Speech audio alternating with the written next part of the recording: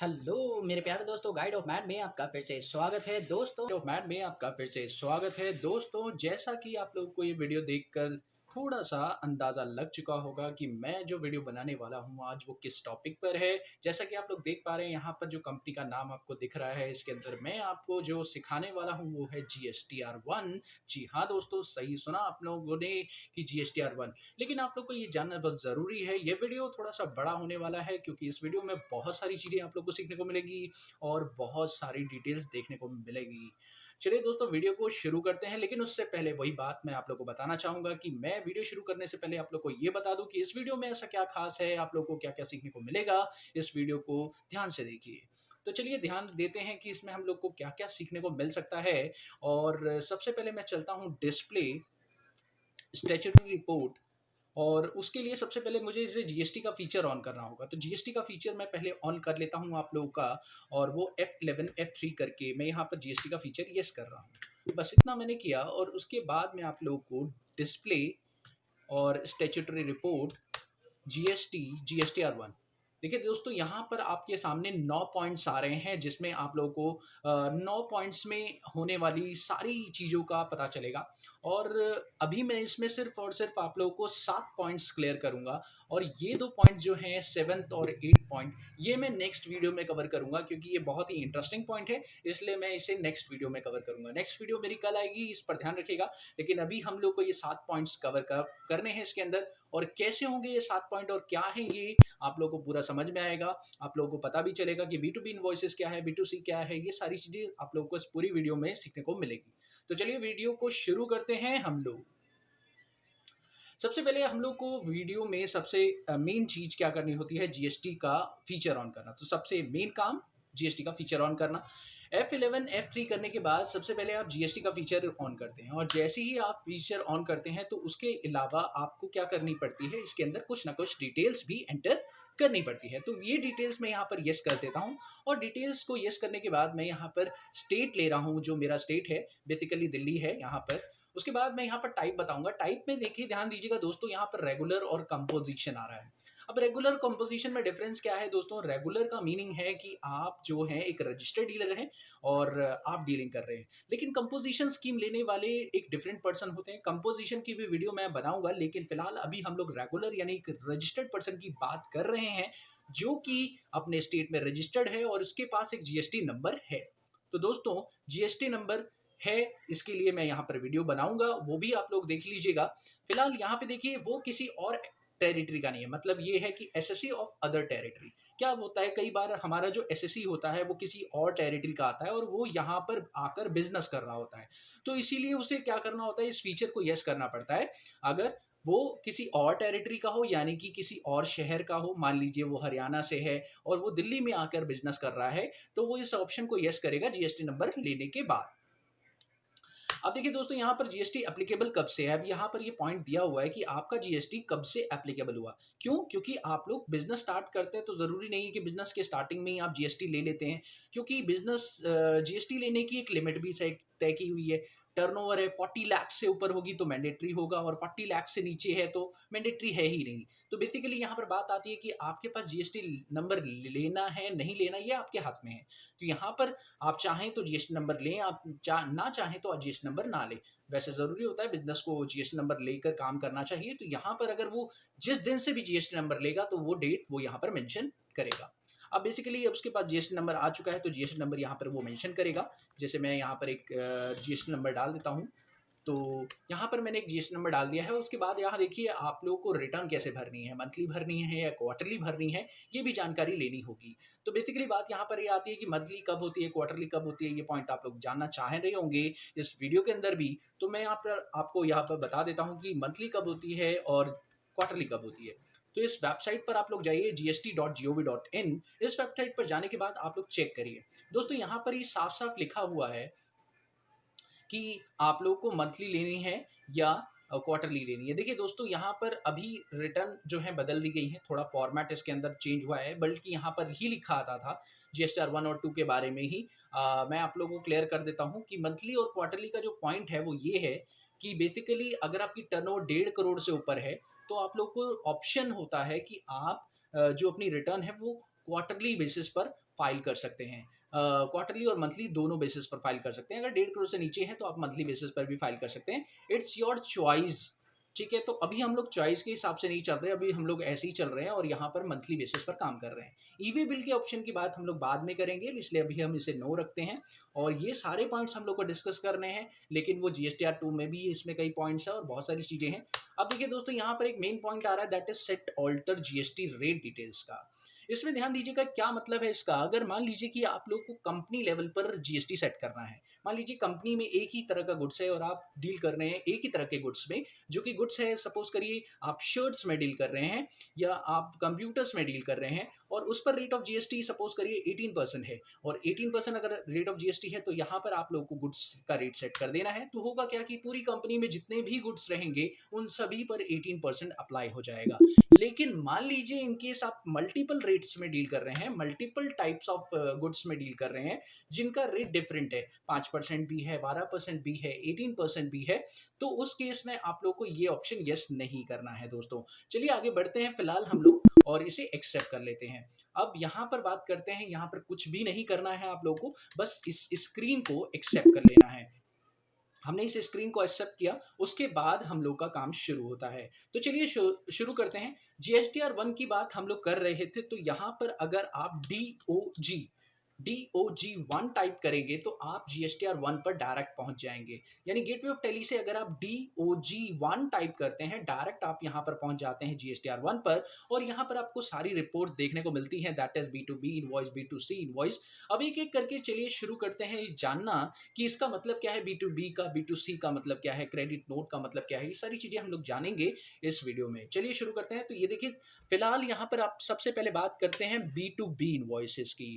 तो B2B invoices वो invoices है जिसमें 4A, 4B, 4C और 6B और 6C सेक्शंस कवर होते हैं, और इसके अंदर वो इनवॉइसेस आते हैं जो एक रजिस्टर्ड डीलर के साथ किए जाते हैं। यानी कि GSTR 1 basically related to the outward supply, यानी सेल्स से रिलेटेड होती है। तो जितनी भी आपकी सेल्स होंगी वो GSTR 1 के अंदर ही कवर अप होंगी, और जितनी भी B2B सप्लाईज होंगी वो एक रजिस्टर्ड पार्टीज को आप लोगों ने की है। यानी कि आप किसी एक रजिस्टर्ड, जिसके पास एक GST नंबर है, उसी को आप लोग सप्लाई करने वाले हैं। यहाँ पर ये बात आती है कि B2B इनवॉइसेस वो इनवॉइसेस हैं जो आप एक रजिस्टर्ड पर्सन के साथ डील कर रहे हैं। अब रजिस्टर्ड पर्सन कहाँ का, ये दिल्ली का भी हो सकता है, यानी विद इन स्टेट भी हो सकता है, और आउटसाइड स्टेट भी हो सकता है। तो बेसिकली आपको ये ध्यान देना है कि वो कहाँ का है। तो चलिए शुरू करते हैं और फटाफट से देख लेते हैं कि क्या ये पॉइंट आप लोगों के काम आता है या नहीं। बट उससे पहले आप लोगों को कुछ बेसिक चीजें, यानी कि मैं ये कहना चाहूँगा कि आप लोगों को कुछ मैंडेटरी जो पॉइंट्स हैं वो बना लेने चाहिए, यानी वो लेजर्स जो मैंडेटरी होते हैं करने के लिए, इस काम को करने के लिए, वो आपको बना लेने चाहिए। तो यहाँ पर हम लोग चलते हैं अकाउंट इन्फो पर, उसके बाद यहाँ पर जाएंगे लेजर पर और क्रिएट करेंगे। अब कुछ मैंडेटरी लेजर्स हैं, जिसमें से एक लेजर तो आता है आपके पास सेल्स का लेजर, यानी सेल्स अकाउंट आप लोग को बना लेना चाहिए, जो कि बहुत ज़रूरी होता है हम लोग को GST के काम को करने के लिए। अब अभी आप GSTR 1 बना रहे हैं, इसलिए आपके लिए सेल्स अकाउंट ज़रूरी है। अगर आप GSTR 2 कर रहे होते तो आप लोग के लिए परचेज अकाउंट ज़रूरी होता। इसलिए हम लोग यहाँ पे सेल्स अकाउंट को अंडर सेल्स अकाउंट रखना है। और यहाँ देखिए इन्वेंट्री वैल्यू आर अफेक्टेड, क्योंकि बिल्कुल इन्वेंट्री अफेक्ट होने वाली है सेल्स से, और यहाँ पर आपको GST एप्लीकेबल बताना है कि ये GST एप्लीकेबल है। लेकिन ये देखिए फिर से ये पॉइंट आ गया है यस करने के लिए कि सेट ऑल्टर GST डिटेल्स, आप इसे यस कीजिए। लेकिन आप यहाँ पे भी यस नहीं करेंगे। इसका रीज़न मैं आप लोग को बता दूं कि ऐसा क्यों नहीं करना। बिकॉज रीज़न ये है कि अगर आपने इस सेल्स पर यस कर दिया तो इसमें भी आप सिर्फ एक रेट रख पाएंगे। यानी आप सेल्स पर अगर एक रेट रख देते हैं 18%, तो होगा क्या कि जब मैं इस सेल्स को सिलेक्ट करूंगा तो सारी की सारी सेल्स 18% वाली ही होगी, यानी आप 12% वाली सेल नहीं कर पाएंगे। इसके लिए आपको अलग अलग लेजर्स की जरूरत पड़ जाएगी, यानी सेल्स 12% वाला बनाइए, सेल्स 18% वाला बनाइए, सेल्स 28% वाला बनाइए, यानी सेल्स के काफ़ी सारे लेजर्स आप लोग को बनाने पड़ जाएंगे। तो मैं आपको ये सजेस्ट करूंगा कि आप लोग इसमें इसे यस ना करें। तो बेसिकली हम लोग को यहाँ पे देखना ये है कि हम लोग इसे यस नहीं करते और यहाँ पर इसे गुड्स लेकर आगे बढ़ जाते हैं। दोस्तों, हम लोगों ने ये कर लिया है। दूसरा लेजर हम लोग बनाते हैं CGST का, जो कि सबसे मेन लेजर होता है। CGST टैक्सेस का लेजर है, और CGST हम लोग को बनाना है, और CGST को हम लोग बनाएंगे ड्यूटीज एंड टैक्सेस में। अब कई लोग का सवाल ये होता है कि सर यहाँ पर बनाइए आउटपुट CGST और आउटपुट इनपुट CGST, ऐसा बनाइए। तो आप लोग बना सकते हैं, इट्स योर आपके हाथ में है ये आपकी चॉइस है कि आप लोग यहाँ पे बनाना चाहते हैं क्या।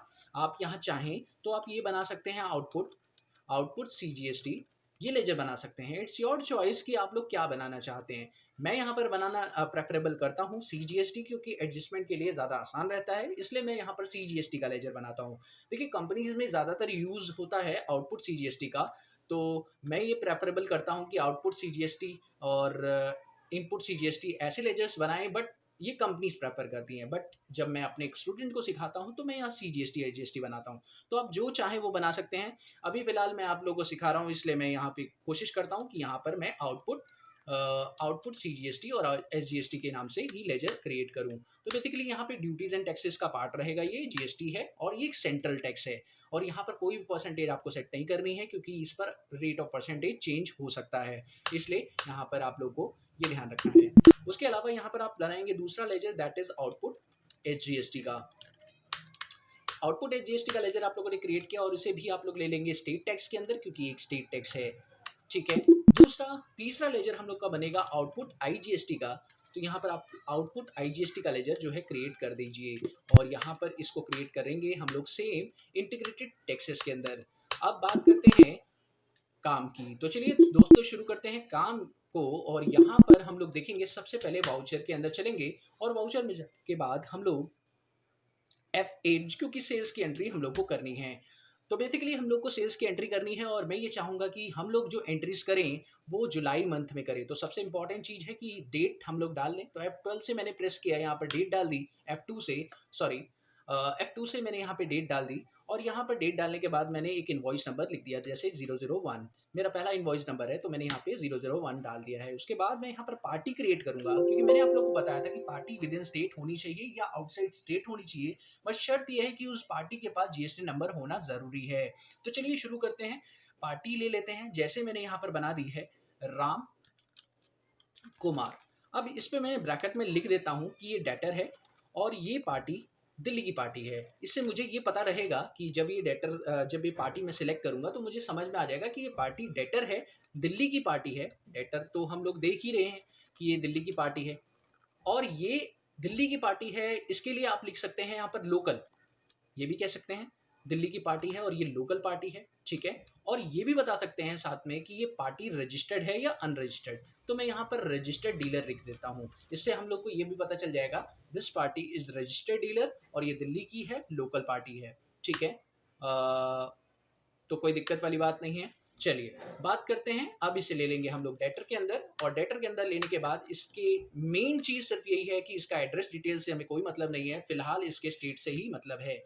और स्टेट बहुत ज़रूरी है, ये आप लोग जानते ही हैं, क्योंकि स्टेट नहीं डालेंगे तो हम लोग यहाँ पर प्रॉब्लम में फंस जाएंगे। तो यहाँ पर आप लोग को स्टेट डालना है, और स्टेट डालने के बाद यहाँ पर आपको उसका स्टेटस रेगुलर लेना है। रजिस्ट्रेशन टाइप रहेगा रेगुलर, और रेगुलर रहने के बाद आप यहाँ पर उसका GST नंबर डालेंगे। अब GST नंबर मेरे पास है नहीं, तो मैं नेट से एक रैंडम कोई GST नंबर पिकअप कर लेता हूँ दिल्ली का, जिससे कि मेरे को हेल्प मिले। तो यहाँ पर मैंने एक रैंडम GST नंबर कॉपी करके यहाँ पे पेस्ट कर दिया है, और आप लोग इसे यूज़ कर सकते हैं।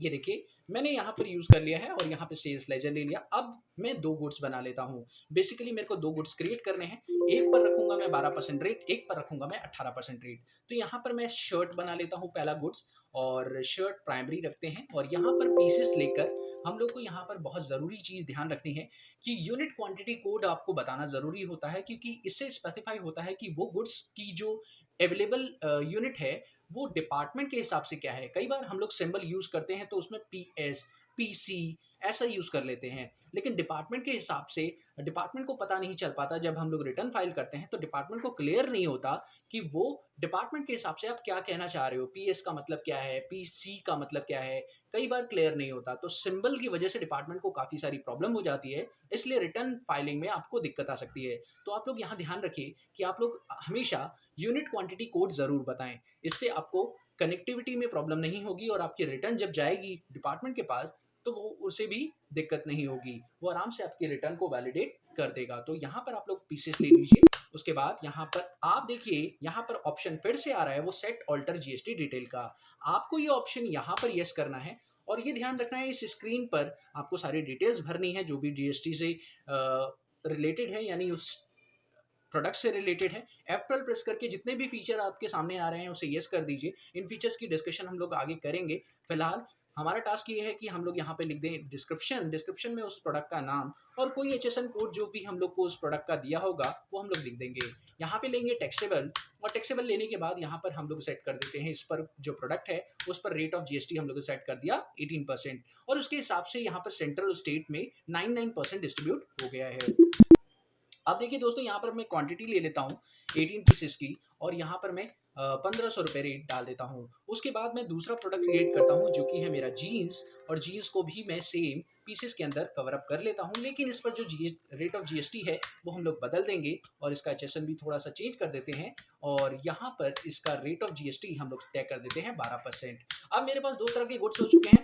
अब 2 तरह के गुड्स हम लोग ने ले लिए हैं, और यहाँ पर मैं इसको 17 पीसेस ले लेता हूँ 1200 रुपये के हिसाब से।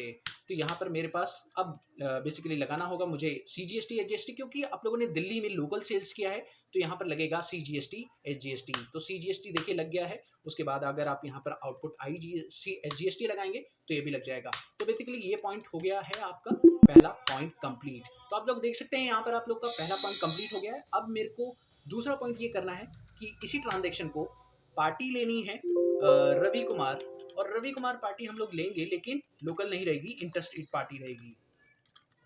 इंटरस्टेट पार्टी के साथ अब लोग आप ट्रांसैक्शन करेंगे, और ये इंटरस्टेट पार्टी क्या है, ये आपकी रजिस्टर्ड डीलर है। तो यहाँ पर आरडी लिख देते हैं, ये भी हमारी इंटरस्टेट पार्टी है, और इंटरस्टेट पार्टी को हम लोग ले लेते हैं यहाँ पर हरियाणा, और बेसिकली हम हरियाणा लेंगे तो उसका भी जीएसटी नंबर हम लोग को चाहिए होगा। तो यहाँ पर हम लोग इसका जीएसटी नंबर भी कॉपी करके यहाँ से पेस्ट कर देते हैं। तो हमारे पास 2 रजिस्टर्ड पार्टी हो चुकी हैं, हम लोगों ने ये एंटर कर दिया है। अब ये देखिए एक्सेप्ट करने के बाद यहाँ पर वही आइटम्स हम लोग पिकअप कर लेते हैं। जैसे यहाँ ले लिया शर्ट, और शर्ट का रेट हमारा आ रहा है। दूसरा हम लोग जीन्स ले लेते हैं, जीन्स का जो रेट है वो हम लोगों ने यहाँ पे दे दिया है भाई, प्रोडक्ट ले लिए हैं, प्राइजेस ले लिया है, और जो भी आप लोगों को देना होगा वो आप लोग यहाँ दे दीजिए। उसके बाद आप लोग जानते हैं कि इस पे लगेगा IGST, तो यहाँ पर आउटपुट IGST का लेजर ले लेंगे। उसके बाद आप लोग नरेशन डाल सकते हैं इसमें, और जो भी आप लोग को देना होगा वो आप दे दीजिए। अब चेक कर लेते हैं कि रिटर्न में शो हो रहा है या नहीं। यहाँ पे लिखिए display statutory report GSTR1 F2 space bar enter space bar. आप लोग देखिए यहाँ पर आप लोग के पास 2 इनवॉइसेस दिखाई दे रहे हैं, और वो 2 इनवॉइसेस आप लोग को कैसे मिले, क्योंकि आप लोगों ने B2B ट्रांजैक्शंस की हैं और दोनों रजिस्टर्ड डीलर के साथ की हैं, इसलिए आप लोग को दोनों इनवॉइसेस B2B के अंदर दिखाई दे रहे हैं। चलिए बात करते हैं दूसरी चीज की, और वो दूसरी चीज क्या है आप लोग की B2C लार्ज इनवॉइसेस। अब B2C लार्ज इनवॉइसेस कैसे होते हैं इसके लिए हम लोग चर्चा करते हैं। B2C का मतलब है बिजनेस टू कस्टमर।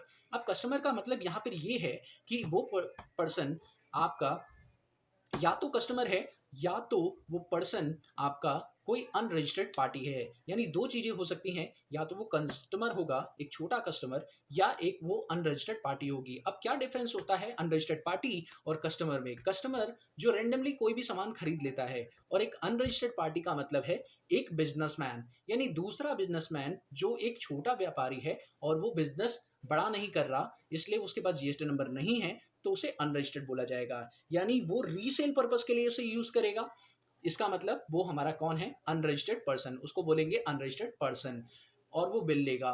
और जो हमारा कस्टमर होता है वो बदलता रहता है, इसलिए हम लोग को कस्टमर के नाम की जरूरत नहीं पड़ती है, हम लोग उसे कैश में भी बोल सकते हैं, कैश ट्रांजेक्शन हो सकती है अनरजिस्टर्ड कस्टमर के साथ, और आप लोग उसका नाम भी पूछ सकते हैं। इट्स योर चॉइस कि आपको कस्टमर का नाम लिखना है नहीं लिखना है, वो आपके ऊपर है। कस्टमर का नाम नहीं लिखना है तो आप लोग कैश यूज कर सकते हैं, लेकिन अगर पार्टी बिल मांग रही है तो पार्टी को आपका पार्टी का नाम आपको देना पड़ेगा, तो वो एक अनरजिस्टर्ड पार्टी में जाएगा। तो यहाँ पर आप लोग चलिए शुरू करते हैं, यहाँ पर बिल बनाते हैं, और इस बार तीसरा जो बिल हमारा बनेगा ये हमारा बनेगा और सी करके पार्टी हम लोग क्रिएट करेंगे कृष्ण कुमार।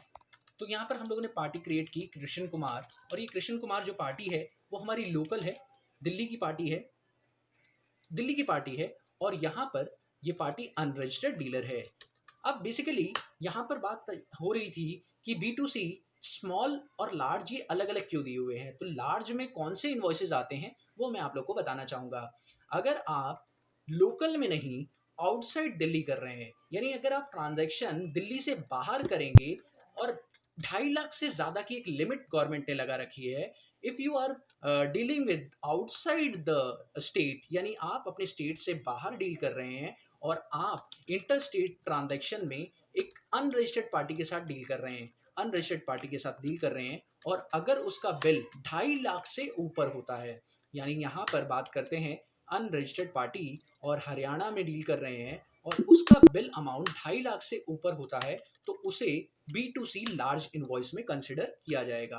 अब देखिए यहाँ पर मैं ले लेता हूँ, सपोज करिए 18 पीसेस, और इस बार ज़्यादा पीसेस ले लेते हैं, 100 पीसेस ले लिया। अभी 1.5 लाख बिल बना है, 2.5 लाख से ऊपर जाना चाहिए, ये बात ध्यान रखिए, विद GST इंक्लूड करने के साथ साथ। तो यहाँ पे 200 पीसेस ले लेते हैं। अब तो 2.5 लाख से ऊपर जाएगा ही जाएगा विद GST लगाने के साथ साथ। अगर हम देखें तो ये हो गया 3,54,000 का बिल। अगर आप 3,54,000 का बिल देख रहे हैं तो इसके बाद अगर आप इसे चेक करेंगे एक्सेप्ट करने के बाद, तो आप देखेंगे ये बिल आप लोग को कहाँ दिखाई देगा। ये देखिए आप लोग को ये बिल दिखाई दे रहा है B2C लार्ज इनवॉइसेस के अंदर। बेसिकली ये यहाँ पर इसलिए आया क्योंकि यहाँ पर गवर्नमेंट ने लिमिट लगाई है कि 2.5 लाख रुपए से ज़्यादा अगर इनवॉइसेस होगा किसी आउटसाइडर का और वो अनरजिस्टर्ड पार्टी होगी, तो उसके केस में आपका जो इनवॉइस है वो सेपरेट दिखेगा, उसके लिए अलग पॉइंट क्रिएट कर रखा है। लेकिन अगर उसी पर्सन के साथ 2.5 लाख से कम का इनवॉइस होता है तो वो यहाँ पे शो होगा स्मॉल इनवॉइसेस के अंदर। चलिए देखते हैं कैसे किस तरह से वो स्मॉल इनवॉइसेस में शो होगा, इसको हम लोग देख लेते हैं। तो यहाँ पर हम लोग चेक कर लेते हैं। सबसे पहले आइए, तो यहाँ पर अकाउंटिंग वाउचर पे चलेंगे और यहाँ पर हम चौथे इनवॉइस की एंट्री कर रहे हैं, लेकिन हम लोग उसी पार्टी के साथ कर रहे हैं जो पार्टी हमारा है। सेल्स किया हम लोगों ने यहाँ पर, और शर्ट ले लेते हैं, शर्ट ले लेते हैं, लेकिन इस बार जो इनवॉइस अमाउंट है वो हम लोग रखेंगे 2.5 लाख से नीचे का। तो यहाँ पे देखिए आप लोग इनवॉइस अमाउंट रख रहे हैं, लेकिन 2.5 लाख से नीचे का इनवॉइस अमाउंट रखेंगे। तो basically output invoice amount 2.5 lakh से नीचे का है, 1,77,000 रुपये का हो गया है। अब ये देखना ये है कि क्या ये इनवॉइस आप लोगों को स्मॉल में दिखाई देता है या नहीं दिखाई देता। तो आप लोग चेक करिए, ये देखिए आपका ये B2C स्मॉल में दिखाई देता है। लेकिन एक और चीज़ है वो जो मैं आपको बताना चाह रहा हूँ, वो क्या है, आप लोग को एक इनवॉइस और मिलेगा अगर मान लीजिए आप विद इन दिल्ली, यानी दिल्ली में ही आप इनवॉइस बना रहे हैं और एक अनरजिस्टर्ड पार्टी के साथ बना रहे हैं। तब क्या होगा, मान लीजिए यहाँ पर आप लोग क्रिएट करते हैं रघुराम। तो रघुराम एक पार्टी हम लोगों ने क्रिएट की और रघुराम पार्टी हम लोगों ने लोकल क्रिएट की, वो भी अनरजिस्टर्ड। और अब इस केस में क्या है, इस केस में कोई लिमिट नहीं होती, अगर इसमें 2.5 लाख से ज़्यादा भी होगा तो भी ये स्मॉल में दिखेगा, और 2.5 लाख से कम भी होगा तो भी ये स्मॉल में दिखेगा। तो इन दोनों ही केसेस में ये जो है बिल आप लोगों को स्मॉल में ही शो होगा। तो बेसिकली यहाँ पर ध्यान देने वाली बात ये है कि ये जो बिल होगा हमेशा स्मॉल में ही जाएगा। तो अगर दिल्ली में है तो अनरजिस्टर्ड है, तो यहाँ पर ये बिल का अमाउंट कोई भी डिपेंड नहीं करता कि इस बिल का अमाउंट कितना है। तो यहाँ पर बिल का अमाउंट देखना पड़ेगा आप लोगों को। इस बिल के अमाउंट को चेक करिए। अब मान लीजिए मैं यहाँ पर 2.5 लाख से ऊपर का ले लेता हूँ, करीबन सपोज करिए मैं 500 पीसेस मंगा लेता हूँ, तो यहाँ पर 2.5 लाख से ऊपर जा रहा है। बट फिर भी आप लोग इसे चेक करेंगे, इस पर IGST नहीं लगेगा, इस पर CGST और SGST लगेगा। और जब मैं ये लगाता हूँ उसके बाद आपको दिखाता हूँ कि ये जो बिल है आप लोग का कहाँ जाएगा।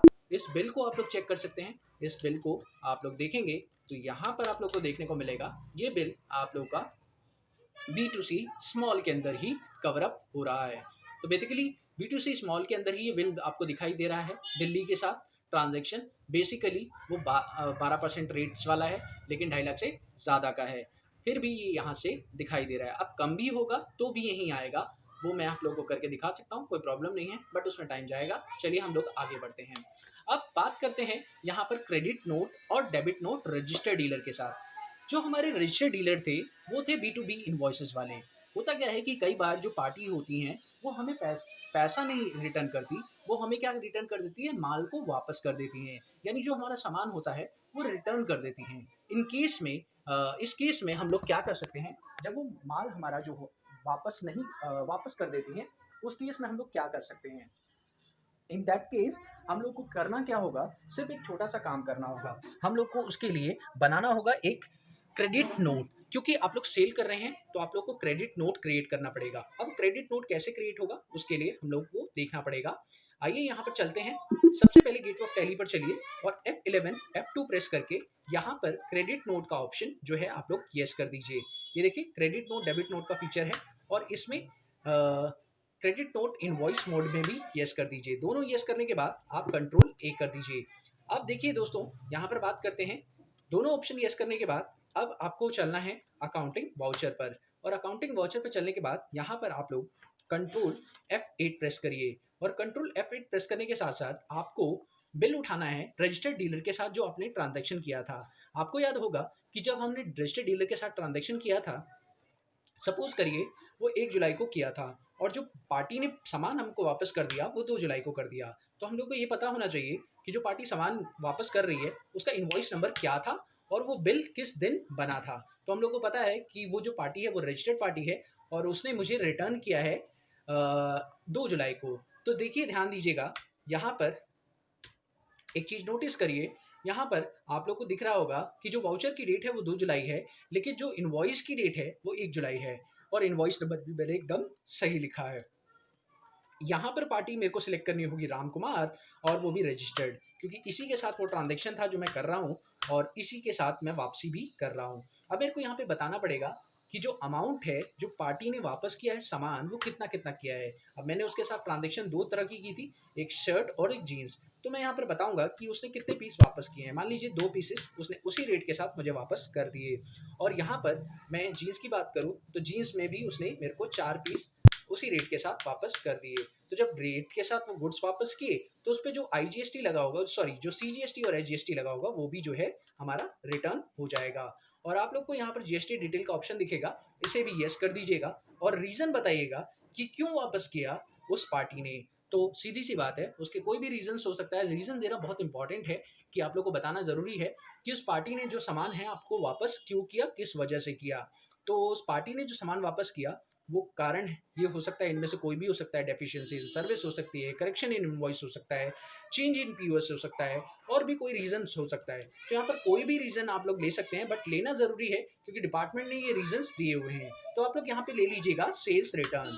मैंने ले लिया सेल्स रिटर्न, और यहाँ पर बता दिया कि जो पार्टी है जिसने मेरे को वापस किया है उसने भी अपना डेबिट नोट नंबर अगर दिया है तो ठीक है, नहीं दिया तो कोई बात नहीं है। यहाँ पर आप एंटर करके एक्सेप्ट करिए, और यहाँ पर ज़रूरी है अगेंस्ट रेफरेंस। ये अगेंस्ट रेफरेंस आपका तभी आएगा जब वहाँ पर आपने बिल बनाया होगा सेल्स के अंदर, और वहाँ पर न्यू रेफरेंस आया होगा। न्यू रेफरेंस आया होगा तो यहाँ पर अगेंस्ट रेफरेंस ज़रूर आएगा। अगर नहीं आ रहा है तो कोई बात नहीं, आप ऑन अकाउंट करके कर लीजिए, इसमें कोई दिक्कत नहीं है। अगर मेरा आ रहा है, क्योंकि मेरा न्यू रेफरेंस सभी पिकअप हुआ है, इसलिए आप लोग वहाँ पर न्यू रेफरेंस लीजिए और यहाँ पर अगेंस्ट रेफरेंस लीजिए, और यहाँ पर ध्यान रखिए, इसको कर लिया मैंने। अब देखिए यहाँ पर इस एंट्री को चेक कर लेते हैं एक बार, और इस एंट्री को वहाँ पर देखते हैं, सेम यही ट्रांजैक्शन चेक करते हैं।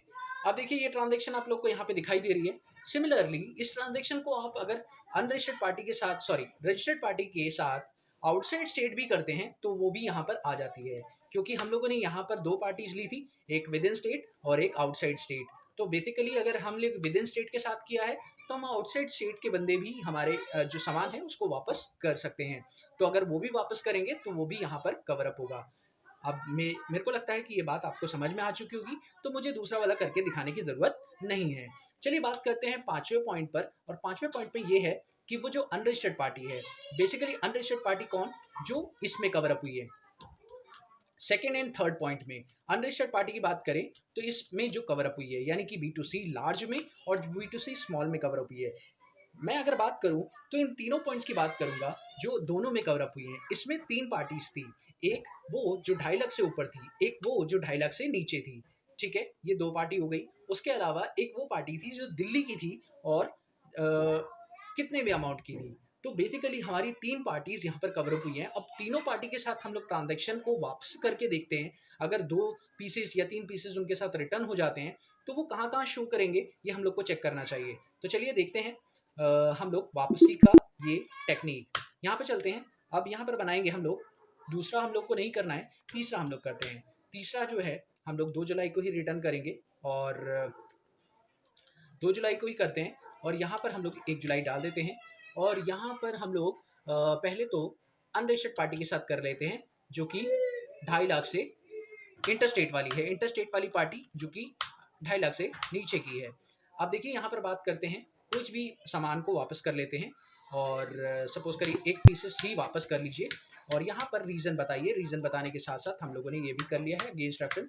और यहाँ पे ध्यान रखने वाली बात ये है क्योंकि ये जो पार्टी है इंटरस्टेट है और इसमें कौन सा वाला पॉइंट है आप लोग को देखना चाहिए। यहाँ पर 2.5 लाख से ज़्यादा वाला है, 2.5 लाख से नीचे वाला है। मैं यहाँ पे ले लेता हूँ 2.5 लाख से मोर वाला। तो मैं यहाँ पर बात कर रहा हूँ 1500 का जो अमाउंट है, इसमें मैंने टैक्स नहीं लगाया है, तो टैक्स ले लीजिए यहाँ पर टैक्स कवर अप कीजिए, क्योंकि आप लोग को यहाँ पर बताना पड़ेगा कि टैक्स का अमाउंट कितना है। तो मैंने यहाँ पर बता दिया है। उसके बाद रिटर्न का रीज़न बता दीजिए, और रीज़न बताने के बाद आप यहाँ से लीजिए कौन से में से वापसी कर रहा है। यहाँ पे बताइए जो है हमारा अमाउंट, ये हम लोगों ने कर दिया है। अब दूसरा जो है हम लोग को एक और वापसी करनी है, वो है हमारी चौथे नंबर की वापसी। और यहाँ पर हम लोग वापसी उसी पार्टी के साथ कर रहे हैं, लेकिन 2.5 लाख से ऊपर के साथ कर रहे हैं। ठीक है, सो यहाँ पर हम लोग करेंगे एक 2.5 लाख से नीचे और एक 2.5 लाख से ऊपर, दोनों के साथ हम लोग वापसी करके देख लेते हैं, ताकि हमारे को पता चल जाए कि ऐसा क्या होगा उस पॉइंट के अंदर। मैंने जीएसटी नहीं लगाया है, तो यहाँ पर हम लोग जीएसटी लगा देते हैं, आईजीएसटी। और आईजीएसटी लगाने के साथ साथ रीज़न बताएंगे जल्दी से, रीज़न हम लोग दे देते हैं। और यहाँ पर हम लोग बता देंगे ये वाला पॉइंट।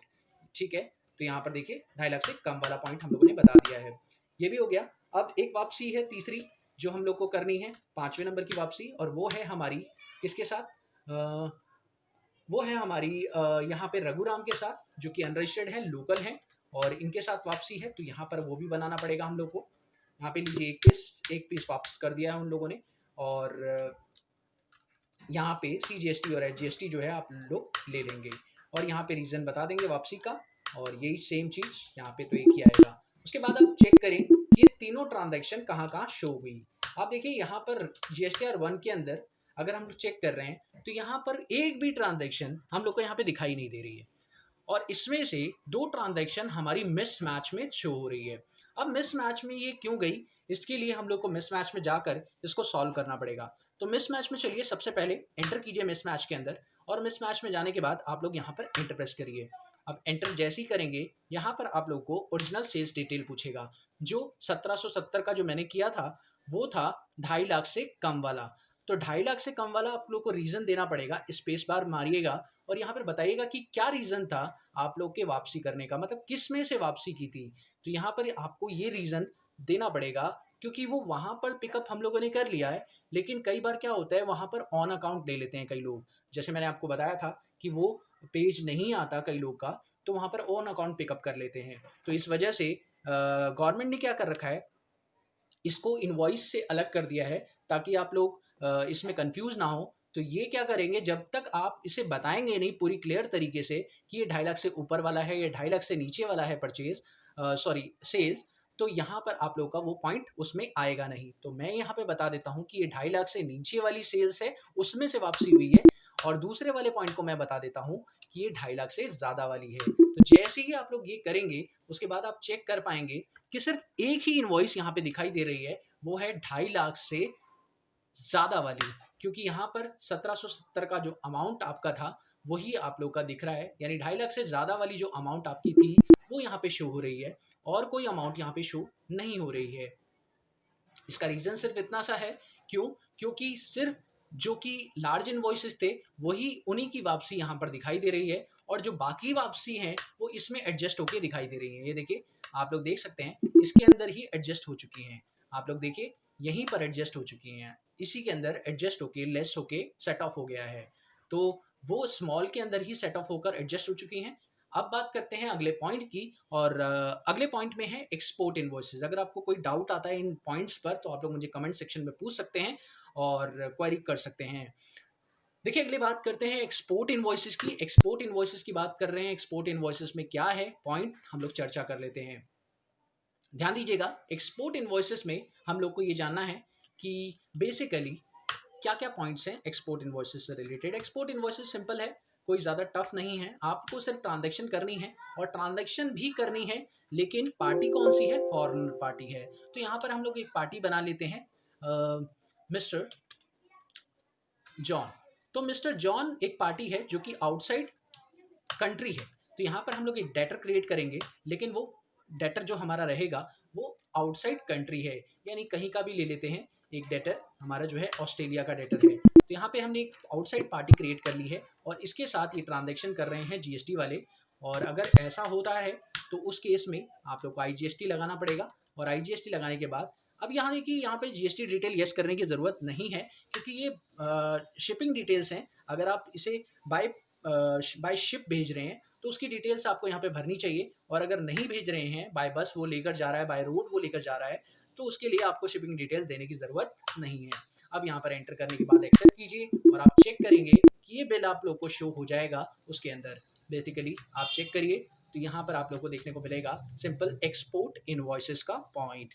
दोस्तों, अगले पॉइंट की चर्चा करते हैं, जो कि हमारा आज का लास्ट पॉइंट है, वो है निल रेटेड इनवॉइस। अब निल रेटेड इनवॉइस में 3 तरह के इनवॉइसेस आते हैं। एक आता है नॉन जीएसटी, एक आता है एग्जेम्प्ट और एक आता है निल।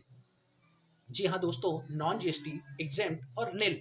चलिए दोस्तों, तीनों बात कर लेते हैं इसी के अंदर और हम लोग इसकी चर्चा कर लेते हैं। नॉन जीएसटी मतलब ये कि हम लोग को यहाँ पर बनाना तो है, लेकिन उस पर जीएसटी नहीं लग रहा है। और ये किसी के साथ भी हो सकता है, चारों पार्टी में किसी के साथ भी ट्रांजेक्शन हो सकता है, लेकिन ये आउटसाइडर के साथ नहीं होता, ये सिर्फ इनसाइडर के साथ होता है। यानी इनसाइडर के साथ आप कोई भी ट्रांजेक्शन करेंगे, जैसे कृष्ण कुमार के साथ ही चलिए ले लेते हैं। और कृष्ण कुमार के साथ आपने ट्रांजेक्शन किया शर्ट का। अब शर्ट एक प्रोडक्ट तो है, लेकिन ये जीएसटी वाला प्रोडक्ट है। आपको ऐसे प्रोडक्ट्स लेने होंगे जो नॉन जीएसटी हो। तो यहाँ पर मैं नॉन जीएसटी प्रोडक्ट ले लेता हूँ, दैट इज पेट्रोल। और पेट्रोल का जो यहाँ पर यूनिट रहेगा वो लीटर रहेगा, KLR लेते हैं उसे, KLR is a kilo litre, क्योंकि यहाँ पर आप लोग को देखने को मिलेगा KLR। और यहाँ पर इस पर यस कीजिएगा। यस करने के बाद यहाँ पर ये बताइए कि ये नॉन जीएसटी है। तो आपको बस करना क्या है, डिस्क्रिप्शन में कुछ नहीं करना, और यहाँ पर नॉन जीएसटी का जो पॉइंट है उसे यस कर देना है।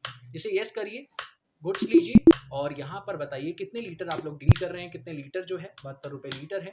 और यहाँ पर दूसरा पॉइंट, और कौन सा गुड्स है, जैसे मान लीजिए जो एग्जाम गुड है, जिसे गवर्नमेंट ने अपने दायरे से बाहर रखा है, ऐसा गुड, एग्जाम गुड जिसे दायरे से ही बाहर रखा गया है। मान लीजिए कोई एग्रीकल्चर प्रोडक्ट है, जैसे पोटैटो की बात करें, आलू, यानी आपको आलू जो मिल रहा है वो केजीज में मिल रहा है, और केजीज में मिल रहा है तो आप लोग इसे जीएसटी के दायरे से ही बाहर रख रहे हैं। इसे एग्जाम सप्लाई बोल सकते हैं आप लोग। तो यहाँ पर आप लोग को मिलेगा इसका पॉइंट, दैट इज एग्जेम्प्ट। ये देखिए, एग्जेम्प्ट ले लीजिएगा, कुछ भरने की जरूरत नहीं है, सिर्फ आपको लेना है यहाँ पर आके एग्जेम्प्ट, और एग्जेम्प्ट सिलेक्ट करके से एक्सेप्ट कर लेना है। और यहाँ पे बता दीजिए कि कितने किलो आलू लेकर आए हैं आप, और यहाँ पर आप लोग दे दीजिए उसका रेट, पर किलो का रेट दे दिया। उसके साथ साथ तीसरा प्रोडक्ट हम लोग ले लेते हैं, ऐसा प्रोडक्ट जिस पर निल, यानी कि अभी तो 0% रेट ऑफ इंटरेस्ट लग रहा है, सॉरी 0% जीएसटी लग रहा है, लेकिन फ्यूचर में जीएसटी इस पर बढ़ सकता है। तो वो कौन सा गुड्स हो सकता है, जैसे एग्जाम्पल के तौर पर ले लेते हैं मिल्क।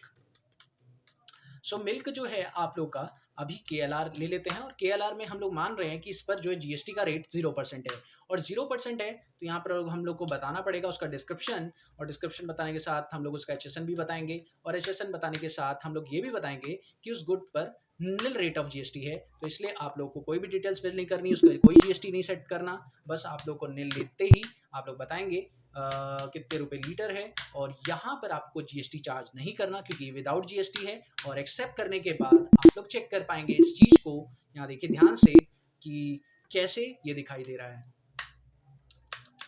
तो देख सकते हैं आप लोग यहाँ पर निल रेटेड के अंदर ये दिखाई दे रहा है। अगर मैं इसे एंटर करके आप लोग दिखाऊं तो आप लोग देख सकते हैं यहाँ पर 4 तरह की पार्टीज थी। Inter state supply to registered person, मैं किसी के साथ भी करता वो यहाँ पर तीनों सेक्शन में बांट देता। अब जैसे जैसे आप लोग इसके साथ ट्रांजेक्शन करते जाओगे तो वो उसमें ऐड होती चली जाएंगी। और आप देखिए ये तीनों 3 पार्ट में बटा हुआ है, निल रेटेड, एग्जेम्प्ट और नॉन जीएसटी, तीनों अलग अलग आपको दिखाई दे रहा है। अभी मैंने जो ट्रांजेक्शन की है वो इंटर स्टेट सप्लाई की है अनरजिस्टर्ड पर्सन के साथ। आप चाहें तो inter state supply registered person के साथ कर सकते हैं, inter state supply registered intra state supply registered person के साथ कर सकते हैं, intra state supply unregistered person के साथ कर सकते हैं, ये भी आप कर सकते हैं। तो यहाँ पर ये सारी चीज़ें आप लोग कर सकते हैं।